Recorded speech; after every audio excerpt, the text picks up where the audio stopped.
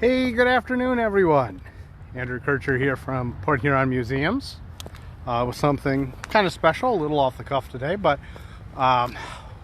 figured a lot of people are posting about how it's Tuesday, right? You know, so today is February 22nd, 2022, so 2/2/22. I thought we could do something kind of fun, and I was thinking about, like, what's a good two-themed thing to look at? Well, I figured a couple things, and we'll talk about it. I was like, well, 2nd Street's an obvious choice, but wait a second. Port Huron doesn't have a 2nd Street, or does it? What Port Huron does have, for sure, though, is a 22nd Street. So there's, I was doing just a little bit of research this morning on, there's a lot of standing water here. I feel a little bit like an old-timey detective. That's a good raincoat, trench coat weather, because it's not really all that cold, but it's kind of drizzly and rainy, and anyway, I thought I'd throw that on. But we're here on 22nd Street. You can see 1501 there. Nice little kind of ranch style house. There are some smaller homes here, and a lot of these homes were built in the 1940s. I figured I'd give you just kind of 2 blocks because, you know, I was looking back at some of the other videos.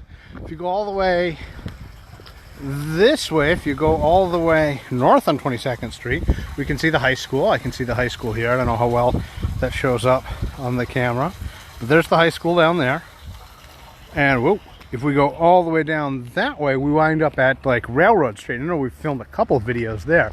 So I picked kind of a couple blocks in the middle that we could look at. There's some neat stuff from the 40s, probably a few homes from a little bit earlier than that, but there was quite a few ads for this area being subdivided in the 1940s, like May of 1941. And there are some neat buildings. I like the kind of little arts and crafts style shutters on the house here, and there's like a nice Dutch colonial. So I started out at White Street, and we're coming up to Griswold because there were some really cool kind of homes to look at. So, you know, I figured it's Tuesday. Now, I did mention earlier, 2nd Street was another option. But you might be thinking to yourself, I don't remember a 2nd Street. Well, Port Huron did have a 2nd Street. It's basically right directly south of where the Pere Marquette Railroad Bridge is.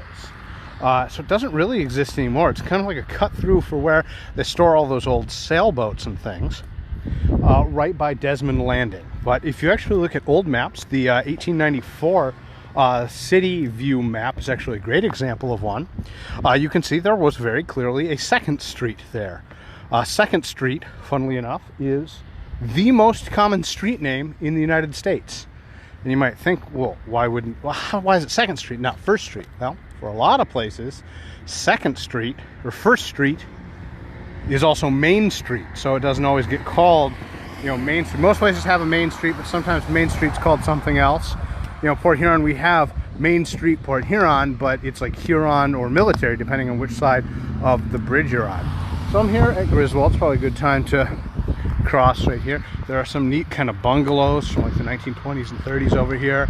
I really like this house on the corner. Has it's maybe not quite a sunroom, but lots of windows, and there's like a little porch up on top. It's like a little battlement for a castle you could step out on, which is pretty cool. And there's a nice little classic American forest square at the other corner, and we can look back at where we just were. I'm sure everyone has driven down Griswold one time or another. But we'll just go up one more block here, because there was another really cool house with some battered columns I wanted to look at. And do our best to stay dry.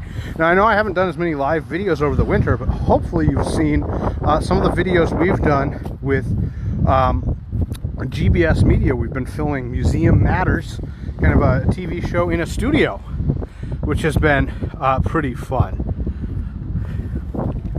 So there's been some new content, and that's a great way to make some films that is kind of hard to do live. So there's a lot of editing there, which I'm not the best at. That's not my wheelhouse. That's why I like live videos.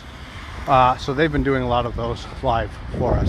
So there's 2 really cool houses here. Each of these have really good examples of battered columns, which are columns that start out wide at the bottom and they taper on their way up. This one's got it great highlighted here. Very common on kind of arts and crafts homes like these 2. Sometimes you see it on bungalows, like this one here is kind of more of a bungalow, but it doesn't have the battered columns. I maybe suspect those front porch columns have been replaced at one time or another. There's another nice little corn belt cube over here, 4 square, although it's got a great big gable up at the top. A house over here that is in kind of in the midst of some painting work, although maybe not right now. They might be waiting for warmer weather, or maybe it's not even painting. They might even be adding some stretches of vinyl. So now we're over at like Oak and 22nd Street. So there's the Speedway down on 24th and the Windies that people are probably very familiar with. A nice little bungalow right up this way. I like the black and white coloring of this house. It's not something you see a whole lot. There's a beautiful little ranch over here that's very indicative of the 1940s.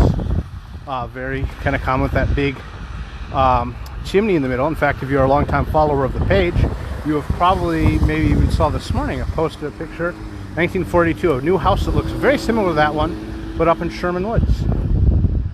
So again, we can see the battering. I like the combination here of some really neat textures on this house, which kind of has like almost a shotgun look to it, the way that it's just a long house like this. But there's the texture of this like semi-rusticated like cement block on the bottom, and then there's clapboard above that, and then shingle above that. Some really nice textures. It looks like maybe they're doing some work on their front windows there as well. So I hope everybody else is having a good Tuesday. I don't know what else you'd do for the theme of 2. It's another good bungalow. We'll look back across the street this way on the way back. Bungalow there with an interesting mix of shingles and some clapboard. So it looks like some of that, you know, maybe vinyl siding they've got part way done. Always lots to be done, work in progress.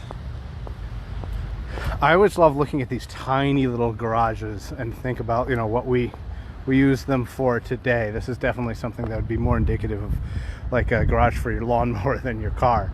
I also like back here, I've never noticed this before, there's a really cool little balcony right there for you to step out on, that second house in there on Griswold. And we can see the balcony right up there. So as you can probably tell from the video, it's rather dreary out. Lots of rain and slush. I'm doing my best to keep my shoes dry. They're holding up pretty well, I think. So one of the cool things that we just did, we just added, thinking about this dreariness, looking forward to spring. Easter is usually a sure sign of spring. Some really cool houses right here. Easter is a sure sign of spring, and last year we did a full fundraiser. It was fun. It's called Egg My Yard, and what was a fundraiser. And with this fundraiser, you paid the museum, and we had like an option of 25 eggs or an option of 50 eggs.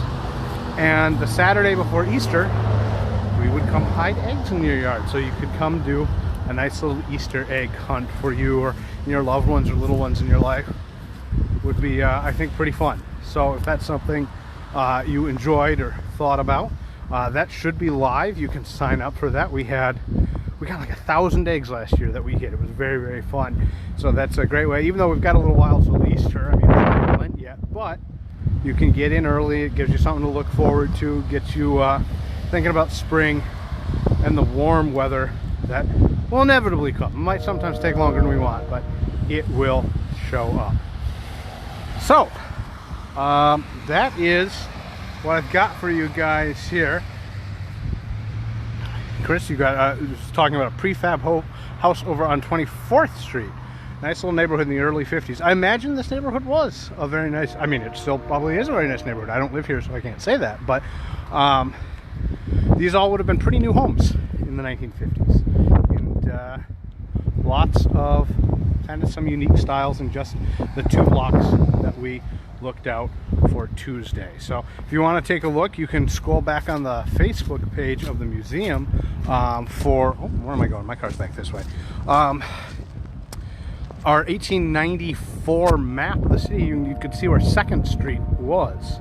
I think I finished that story earlier. 2nd Street's the most common name because 1st Street isn't always called 1st Street. It's might be Main Street or Huron or Military or something like that. But any city that has a numbering scheme almost always has a 2nd street.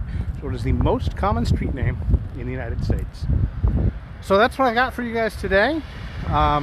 Check this out. I'm actually going to film more of our TV show this afternoon. You can check some of those out. If you're not signed up for our email list, we like to share them there as well.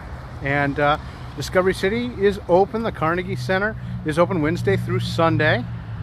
Ken says, get tacos for Taco Tuesday. Oh, you know what? That's one of my absolute favorite things in the whole world is Taco Tuesday tacos. So I'm going to be doing that, I think, tonight for sure. You know, I used to go to Red Pepper 1 for a little while, and then I went to Amigos when I was in high school, and then it was, I think, Francesca's up by Kroger until unfortunately that closed just a couple years ago. And now we usually get our tacos from Red Pepper 3 out in Wadhams. Very good tacos.